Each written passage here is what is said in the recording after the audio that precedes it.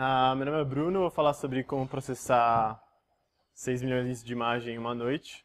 Antes eu queria apresentar um projeto pessoal que eu tenho, que é o Dr. Market. Se você só tem aqueles fundos de investimento do seu banco, eu acho que você pode investir melhor. Se você está pensando em começar a investir em ações, fundos imobiliários e títulos do Tesouro Direto, eu estou fazendo essa ferramenta, o Dr. Market, para ajudar a escolher, montar o seu portfólio e também para gerenciar os seus investimentos, se você já investe nessas modalidades. Então, assim, acessem o site Dr. Market, drmarket.com.br, que eu estou pegando os e-mails para começar a fazer uma lista, para trocar umas ideias de quais as diferenças dos títulos do Tesouro Direto, como é que a gente diversifica o investimento em fundos imobiliários e essas coisas. Bom, além disso, eu sou desenvolvedor no Elo7 e o Elo7 é um marketplace, um lugar onde as pessoas compram e vendem produtos feitos à mão. Ele é muito mais popular entre as mulheres porque você vai encontrar joias, roupas, artesanato, cupcakes, enfim, essas coisas de mulher. Bom, o Elo7, essa é a cara dele. E há muito tempo atrás, todas as imagens tinham essas bordas arredondadas que para algumas pessoas incomodava pra caramba. Eu confesso que pra mim nunca chegou a me incomodar muito, mas os designers, os POs, eles ficavam loucos com essa borda. E vira e mexe você via algum dev lá querendo fazer, né, uma média com o PO, buscando lá no CSS, tentando achar alguma coisa assim, né? O border radius, cadê esse border radius? Só que não era tão simples assim. Quando você cadastra um produto no Elo7, aliás, quando você cadastrava e fazia upload das imagens, para cada imagem original que você mandasse, a gente convertia 4 tamanhos. Um dele, a foto principal, que tem a borda quadradinha, e esses outros 3 formatos que eram usados em thumbs e coisas menores. E para esses formatos, a gente usava o ImageMagick para fazer uma máscara mesmo na imagem, para cortar esses pixels fora, e então não dava para simplesmente tirar um border radius e voltar atrás. Bom, então esse processamento consiste basicamente nisso. A gente vai ter que gerar esses 3 tamanhos que estão arredondados a partir daquela imagem principal. Só que tem uma restrição, a gente não pode deixar o site meio a meio. O site não pode ficar rodando metade com imagem arredondada e metade com imagem quadrada, porque senão os designers morrem, né? Então a gente vai ter que fazer isso de noite. E no Elo7, quando tem esse tipo de trabalho, a gente faz geralmente das 2 da manhã às 6 da manhã, o que dá aí pra gente 4 horas para processar. Bom, eu já falei que no total são 6 milhões de imagens. Eu queria só voltar um pouco no tempo agora, só para dar um pouco da motivação técnica da nossa solução. Nos tempos obscuros do Elo7, todas as imagens do produto ficavam no banco de dados, era um blob. Todo request que chegava no Marketplace tinha um servlet lá, o Marketplace é em Java, e ele começava a servir, ele fazia select no banco, pegava as imagens, servia, não tinha nada de cache. O nosso banco tinha 500 GB, sendo que 490 era de imagem, e a performance, vocês imaginam como é que era, né? E aí, logo quando a gente começou, logo quando eu comecei na Elo7, a gente estava fazendo uma história para tirar as imagens do MySQL e subir no S3, como qualquer outro site faria, né? Bom, e aí a gente decidiu fazer isso meio com um scriptzinho, algo parecido com o que está aí. A gente falou, bom, vamos deixar esse negócio rodando, ele vai pegando as imagens, vai subindo no S3, e nessa hora a gente já salvava a imagem nos 2 lugares, no S3 e no MySQL. Então, depois que tudo tivesse no S3, era só passar a servir tudo a partir do S3. Bom, a gente tomou vergonha na cara, melhorou um pouquinho aquele script, a gente adicionou um parâmetro de range para que a gente possa executar com 10 threads ou 20 threads em paralelo, para aí cada uma vai pegando uma parte de todas as nossas imagens e vai exportando. E a gente também viu que a Amazon tem a cada, sei lá, 0,1% dos uploads acaba falhando.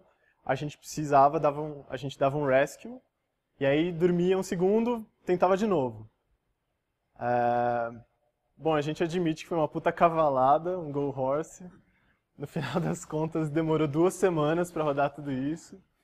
E o scriptzinho, que era para ser um negócio para rodar, que a gente ia fazer rápido, ia ficar rodando, depois de 1 semana ia ter resultado, demorou bem mais.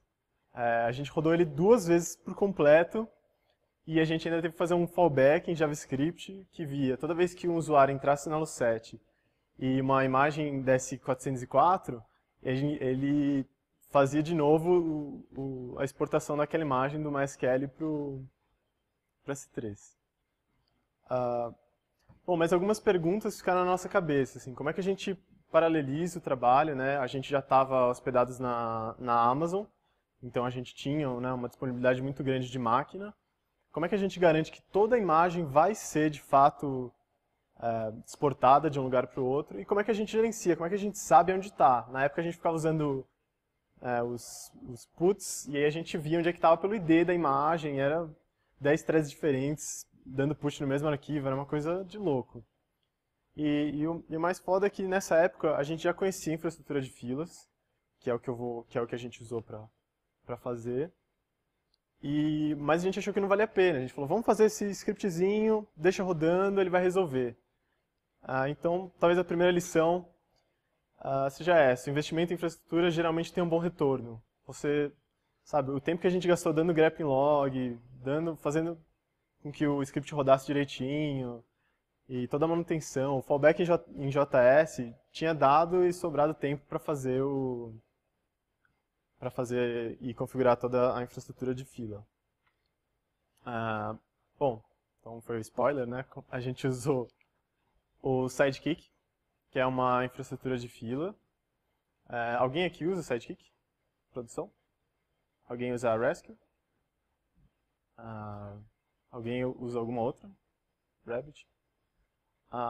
Bom, na época a gente começou a usar o Sidekick porque ele estava chamando a atenção porque vários casos estavam popando de nego que tinha um farm de Rescue, que ocupava bastante memória, porque ele usa processos, e os caras diminuíram, sei lá, de 64 servidores para 16 servidores de Sidekick, porque o Sidekick usa threads, e a gente decidiu ir com ele. E aí, com essa infraestrutura de filas, é muito fácil distribuir o trabalho. A gente tem uma garantia que o trabalho vai ser processado, mesmo se der algum pau, porque ele vai tentar novamente. Quando um job dá uma exceção, ele acaba sendo reenfileirado depois.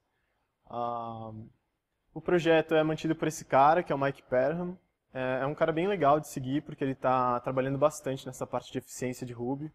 Querendo ou não, é nosso karma, assim, ficar ouvindo que Ruby não escala. E esse é um dos caras que está ajudando a gente aí em ambientes concorrentes e estudando bastante essa parte de concorrência em Ruby. E também porque o Sidekick tinha uma interface web bem legalzinha, que a gente consegue ver quantos jobs estão sendo processados, quantos já foram, quantos falharam, retries, dá para ver jobs agendados, é bem bacana. Bom, a arquitetura era mais ou menos essa, né? Um Sidekick ele precisa de uma fila. E para armazenar essa fila ele usa o Redis. E o que a gente vai fazer a gente vai pegar aqueles 6 milhões de imagens, né, o job de 6 milhões de imagens, enfileirar no Redis, e depois a gente vai subir o processo do Sidekick, que tem o código dos workers, né, que vão consumindo dessa fila e fazendo aquelas conversões da borda. Bom, tudo vai dar certo. O código do enfileirador é bem simples, né? Toda vez que você quer enfileirar algum job, você chama assim, né, o nome da classe .performAsync e passa os parâmetros. E aí o Sidekick vai gravar lá que esse job precisa desse worker e vai serializar os parâmetros. E o código do worker também é bem trivial. Você inclui o módulo do Sidekick, configura em qual fila ele vai deixar os jobs, e você implementa esse método perform que ele vai chamar na hora de processar. E, bom, de novo esse worker ele tem que baixar a imagem original, ele vai ter que converter aqueles 3 tamanhos que estavam com a borda arredondada e depois mandar tudo para o S3. Para subir o processo do Sidekick, você executa que nem ali embaixo, né, um Sidekick passando o arquivo de configuração. E nesse arquivo de configuração você configura o número de concorrências, né, que é o número de threads que ele vai usar, E também quando você está usando quando você tem vários jobs na mesma fila, você pode dar uma noção de prioridade para ele. Hoje na Lucet, por exemplo, a gente tem uns 8 tipos diferentes de jobs, cada um com a sua fila, e alguns são mais prioritários que os outros. Eu vou falar mais disso no final. Bom, a gente já sabe que a gente vai ter o processo, ou processos de sidekick rodando e pegando dessa fila. A questão é, quantos? Então a gente começa a estudar a escala do problema.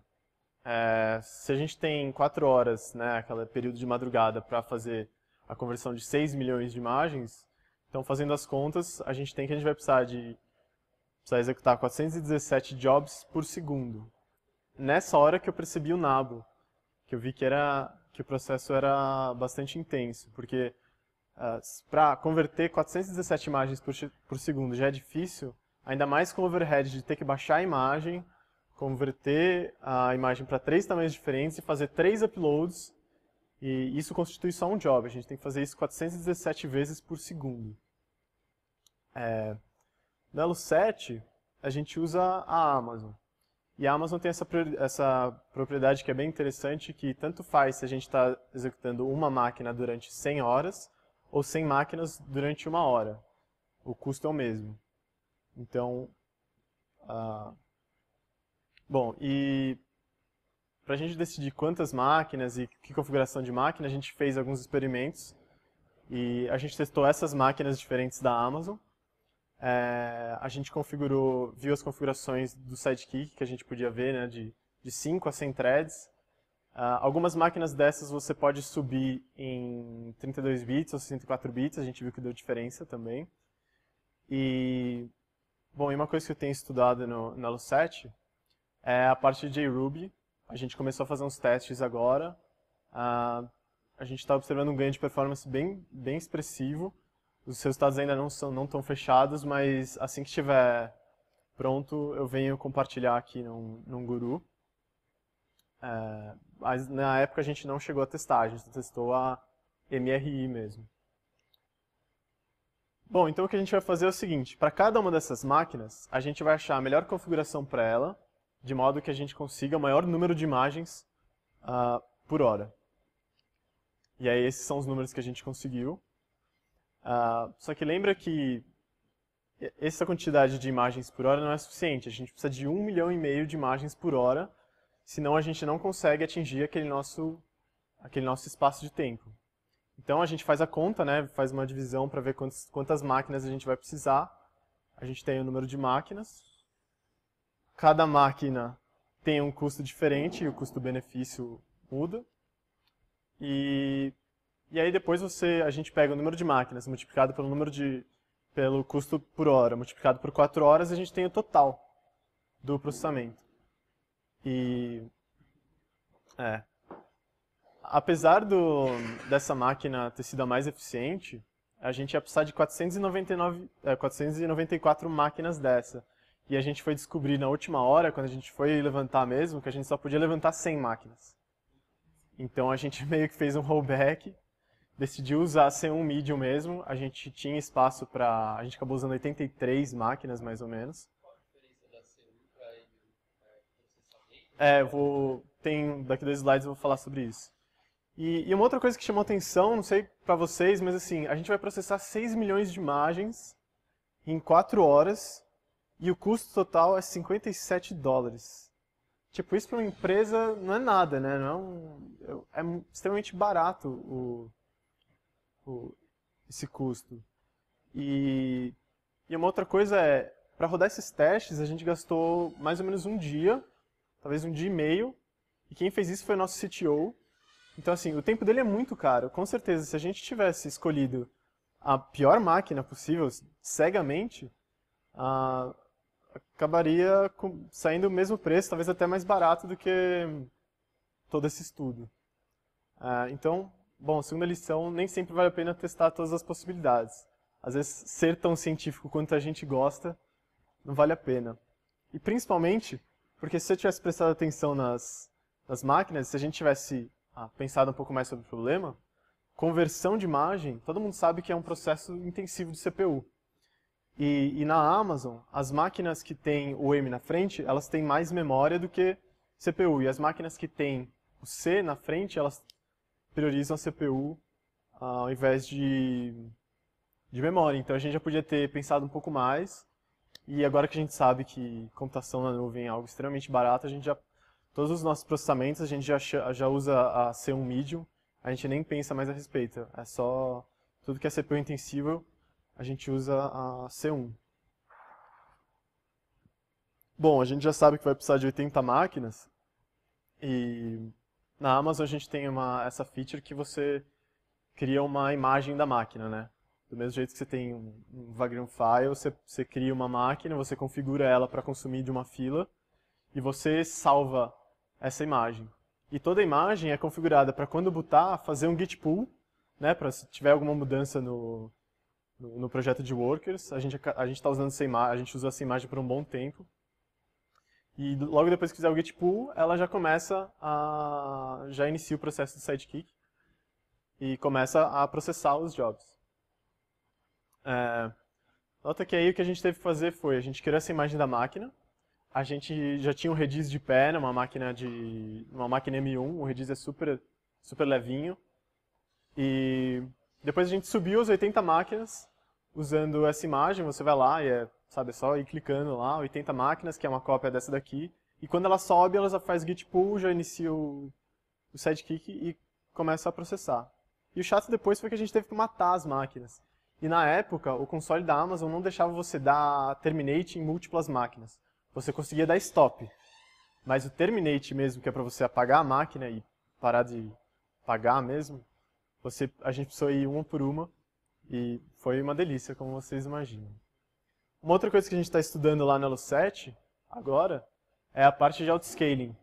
No autoscaling, ele tem essas propriedades mágicas que ele vai subindo as máquinas para ficar de acordo com a sua demanda.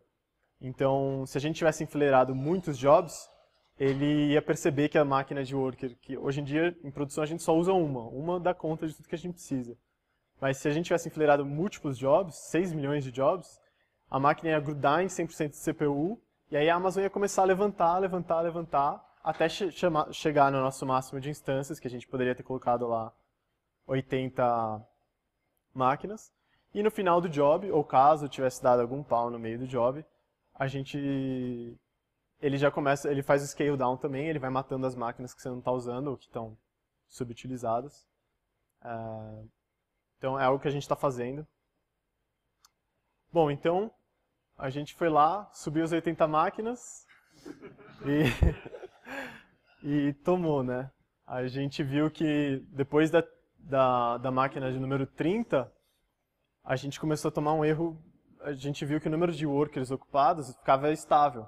As máquinas iam subindo, a gente logava nas máquinas, elas estavam bonitinhas, mas parecia que tinha um limite de jobs, assim, que elas estavam processando. E aí quando a gente foi entrar na máquina do Redis, foi dar um tail no log e isso aí estava passando, assim, que nem louco. O Redis, ele é super legal, ele não dá um máximo de conexões. O que pegou a gente mesmo foi um limite do Linux, do kernel do Linux. Ele não deixa você ter mais do que... Acho que no Ubuntu padrão, acho que é 1024 esse número, é mais baixo ainda. E como a gente sabe, a gente acaba usando o file descriptor para fazer um socket. Então o sidekick não conseguia, o Redis não conseguia abrir mais conexões. E aí o que a gente fez foi aumentar esse limite para um número razoável, não esse 99999. E aí o número de workers voltou a subir e começou a processar super rápido, até que... bom, a gente quase se ferrou também, porque em alguns casos, quando dava um pau na hora de converter a imagem, a gente não fazia um ensure para apagar aquela imagem que a gente já baixou. Então a gente ficou com um HD que quase estourou, e a gente teve muita sorte de não ter estourado, porque se tivesse estourado, a gente sabe o tipo de bug esotérico que dá quando você está com um HD cheio. Então, a terceira lição é monitore a sua operação. E essa parte de baixo, if it moves, we track it, é um lema do Etsy, que é o pessoal que fez o StatsD, que é o que a gente usa bastante lá na Elo 7. Aqui só para exemplificar, né? Aqui as 4 da da tarde de quinta-feira a gente fez um deploy. Acho que dá pra ver que aconteceu alguma coisa errada, né? Porque o o gráfico parou. Mas nossa TV estava desligada, né? E a gente não viu o dashboard. Monitor é monitor. E aí a gente só foi ver às 11 da manhã, a gente viu, caramba, parou de processar e tal. E aí a gente fez o deploy de novo ali, um pouquinho antes de almoçar, e aí já voltou a processar tudo de novo. Mas isso aí já salvou nossa vida algumas vezes. Se vocês quiserem estudar mais sobre isso, o pessoal está chamando isso aí de RUM, que é Real Time User Monitoring. Tem bastante coisa sobre isso, o StatsD é um dos caras mais legais para fazer isso. Ali do outro lado tem um gráfico que você vê também as ações que estão fazendo em cima de uma das nossas APIs. Mas aí é um tráfego normal, que ali é bem a parte de madrugada mesmo, que provavelmente a gente estava convertendo as imagens nessa hora e praticamente não tinha ninguém no site. Bom, fora aqueles sustos que a gente tomou, foi um sucesso a operação, as bordas ficaram quadradinhas, os designers ficaram felizes, o PO adorou o novo look do site. E, bom, eu queria compartilhar umas dicas agora para quem quiser usar o Sidekick em produção, algumas coisas que a gente já se deparou. Bom, os workers precisam ser transacionais, porque, por exemplo, se esse é um código de fazer refund de transações, se tornar transações. Vamos supor que deu uma exceção ali na hora de você invalidar mesmo a transação. Se você já fez o crédito na conta do cara, na segunda vez que o job for ser executado, porque ele vai ser executado várias vezes, você vai ficar acreditando dinheiro pro cara, ele não vai achar ruim, mas provavelmente alguém vai. Uma outra coisa legal do Sidekick é que você pode deixar o worker dando pau, assim, entre aspas, né? Porque se você manda um job processar e acontece uma exception, ele vai ser reenfileirado mais tarde. E ele tem um esquema de back-off. Então, assim, a primeira vez ele é reenfileirado em, sei lá, 15 minutos. Se ele falhar de novo, ele vai ser reenfileirado em 30 minutos. Aí depois 1 hora, 2 horas, 4 horas. E o legal é que você pode deixar isso assim, contanto que no meio, entre esses retries, você faça um deploy de um fix, pode ser qualquer correção desse bug, e ele vai ser executado de novo, e aí quando ele for executado de novo, ele já vai carregar a nova versão do código, e ele vai acabar passando. E uma outra coisa que a gente já apanhou e vale a pena comentar é uma fila por worker. Tem gente que usa filas por prioridade, ou acaba querendo agrupar filas, tipo, tudo que for processamento de imagem vai ficar na mesma fila, mas pelo que a gente viu, não tem porquê. É melhor ter uma fila por worker. A gente tem um serviço no Elo7. Se você vende pelo Elo7, você pode imprimir um ticket do correio que você ganha um desconto no Sedex. O Sedex fica mais barato. Só que esse serviço do correio não tem API. Então o que a gente fez é um bot, usando acho que o Capybara ou o Mechanize, que ele vai indo lá pelo site do correio, preenchendo todos os campos, aperta próximo, próximo, preenche todos os campos, próximo, pega o submit, aí pega um código, e aí ele enfileira um outro worker que vai fazer o callback. Só que cada bot desse, ele demora mais ou menos 2 minutos para executar, porque o site do correio que faz isso é extremamente lerdo. E teve um dia que o correio, mais de um dia na verdade, que o correio baleou, ficou um dia inteiro sem fazer pegar esses tickets. E aí quando a gente chegou de manhã tinham 300 jobs enfileirados. Se você fizer a conta, né, 300 jobs que demoram 2 minutos, vai dar um total de 10 horas.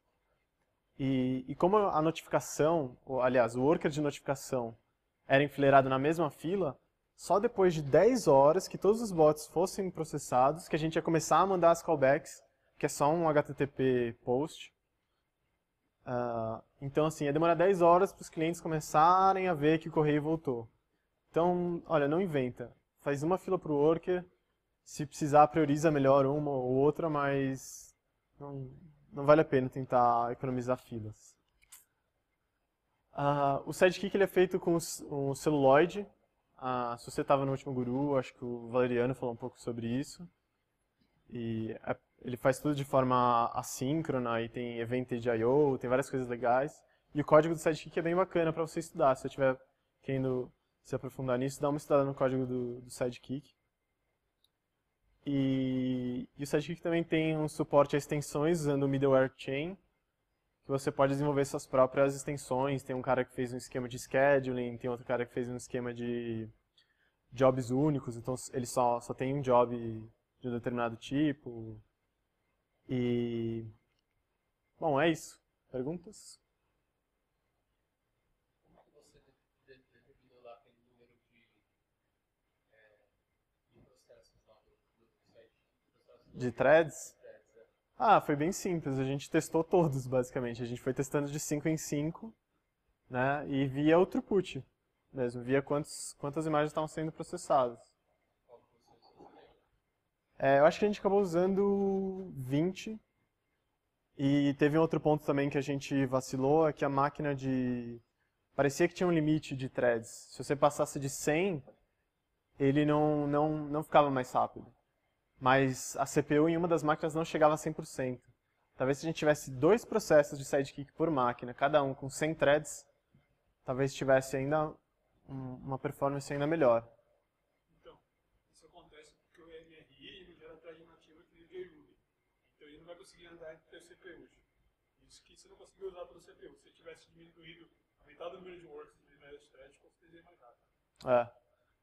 Como eu falei, a gente está começando a estudar essa parte de JRuby. A gente já viu uns números bem interessantes, do tipo 5 vezes melhor. E não só de tipo Fibonacci, porque a gente não é uma empresa que faz Fibonacci as a service. E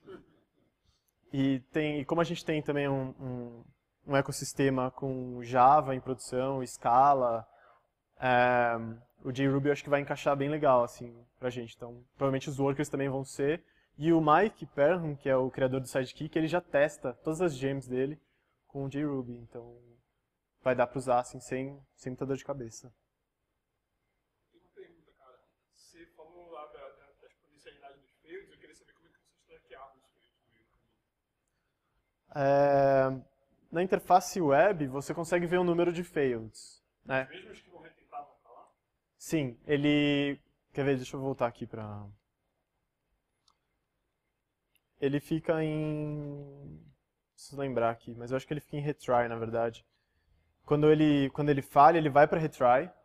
E aí, depois que quando chegar a hora dele, ele volta para a fila do... Ops. Ele volta para a fila. Então, assim, se um job... Aqui, a noção de fail aqui é outra, na verdade. Quando dá uma exception no meio do job, ele é movido para retry. Então, assim, ele tá lá nessa fila, quando chegar a hora dele, ele vai ser enfileirado de novo, e ele vai pro final da fila. Não é que no final também do tempo ele já entra direto, ele vai pro final. E dependendo do job, pode ser que você não queira que ele repita, ou pode ser que você queira que depois de 20 tentativas que ele fale de verdade. E aí você tem umas opções do Sidekick pra você falar assim, ó, depois de 20 tentativas, desiste. Ou simplesmente, ó, se falhar, falhou. É que eu desliguei os rituais automáticos quando eu liguei pro site, porque eu não queria que ele ficasse retentando loucamente sem saber o que estava acontecendo. Ah, tá. Eu não estava usando a interface web, então eu queria saber como você traqueou por causa disso. É. E na época que eu fiz, não sei se esse projeto é recente, a interface web não era tão... Esse é o site. Então, esse é o... Calma. Esse é a última versão, essa é a versão mais nova do Sidekick. Eu tenho essa interface, eu não pago. Mas esse screenshot eu peguei do repositório dele que vem com o Pro pra... Mas é que você usa aquela Sinatra. Sinatra Based. Não, mas é assim mesmo. É assim. Dá um bundle update. Então eu E preciso fazer isso, porque eu nem... fica super legal. Quando eu update no É. projeto. Mas sabe que a interface do Rescue, ela é bem bacana também. Ela é bem... Acaba sendo... como eles têm essa compatibilidade, a interface do Rescue ainda é melhor. Essa aqui tá alcançando, tá ficando bem legal. E a gente acaba montando nesse meu outro projeto, no Dr. Market, eu monto no próprio Rails, sabe? Eu vou lá, monto... pra não ter que ficar com outro projetinho de pé rodando coisa. E o work que você solda hoje usa uma instância média da Amazon. É uma máquina só, uma C1 Medium. Quanto que ela tem de qual que é a especificação? Ah, putz, a ser um medium, ela deve ter... não, acho que é até menos, cara. Eu acho que é tipo 1,5 GB. Posso estar errado. E ela É 1,5 GB, mas ela tem bastante é CPU. single core, então é uma CPU bem So- forte. São duas, acho que são 2 cores. É que eu não lembro agora, porque na minha cabeça tem assim, 4 S2 Computing Units. Eu acho que são pelo menos 2 cores. Mas acaba dando conta, não fica... E a máquina do Redis também eu achei que pudesse dar algum problema, porque a gente tava com, né, 87 máquinas, cada uma com 10 ou 20 threads, né? Já tava com 800 conexões, mas a máquina ficou assim, 10% de CPU. O Redis estava numa M1, que é uma máquina que ficava um back-office. Vocês usam o Redis específico no disco? A gente... Não, a gente não usa. Usam em memória? Acho que sim. Não, é que assim, a cada X tempos ele grava um snapshot dele mesmo no disco. Mas... não tenho certeza agora, você me pegou. Eu acho que sim, O né? padrão é no disco. Não, então é disco, a gente não chegou a mexer nisso. A gente configurou o nosso para memória e teve uma hora que a gente começou a configurar loucamente o que você fez. Ah, E aí tava lá na memória na máquina. tá. Uma outra coisa que eu lembrei da palestra do Everton é que esse Sidekick Pro, uma coisa que ele tem é Reliable Queuing, né? Que é o job só sai mesmo da fila quando você terminou de processar. É aquele lance de confiabilidade, né? Ter certeza que o negócio foi processado. E essa é uma feature que está no Sidekick Pro. Aí é meio difícil essa divisão do Sidekick normal versus o Pro. Eu até estava pensando em implementar isso no Sidekick normal, mas eu não sei se o Mike ia se importar, né, de uma feature que é Pro ir para local. Mas é isso aí. E a máquina que vocês usaram, não vou falar, esse tempo que você demorou, você fez uma manhã inteira, vocês conseguiram fazer tudo, processamento, upload. Sim. Um worker só já fazia tudo, né? Às vezes a gente tenta separar, né, o lance de... Você até pode separar por classes, né? De repente uma classe cuida de file download, a outra processa a imagem. Mas a primeira coisa que a gente pensou falou assim, não, single responsibility, né, SRP e tal, clean code, vamos deixar um worker para cada coisa. Só que não tem garantia que o worker vai executar na mesma máquina que baixou a imagem. Então o worker precisava fazer tudo de ponta a ponta, assim. O worker baixava a imagem, convertia, fazia upload. Se desse pau ali no meio não tinha problema, porque ele ia baixar de novo a imagem, converter de novo, fazer upload de novo. Acabou demorando um pouco mais de tempo. E o cara que ia desligar as máquinas, ele não acordou. Então ficou até as 8 da manhã, as 80 máquinas, mas de novo, máquina hoje em dia é barato. A gente não sabia do Terminate. Agora parece que já está normal. A gente usou depois essa infra várias vezes pra... A gente rodou um job depois para comprimir as imagens, né? Porque no começo não tinha nenhuma flag de compressão.